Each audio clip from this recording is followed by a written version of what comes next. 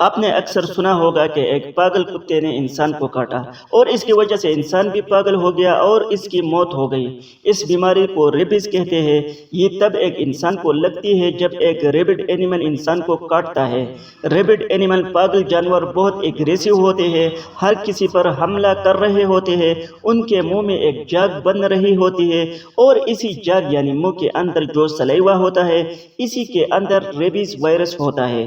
یہ جب ایک انسان کو بائٹ کر لیتا ہے تو یہ ریبیز وائرس بذریعہ زخم انسان کو ٹرانسمٹ کرتا ہے۔ اس کے بعد یہ وائرس انسان کے نروس سسٹم پر اٹیک کرتا ہے، دماغ پر اثر ہو جاتا ہے، مریض ایگریسو اور ہیلوسینیٹ کرنے لگتا ہے، مختلف چیزیں دیکھنے لگ جاتا ہے، ہائیڈروفوبیا ہو جاتا ہے۔ یہی چیزیں آگے جا کر انسان کی جان لے لیتی ہے۔ اس لیے احتیاطاً اگر جانور کاٹے تو ریبیز ویکسین ضرور لگوائے، چاہے وہ جانور انفیکٹڈ ہو یا نہ ہو۔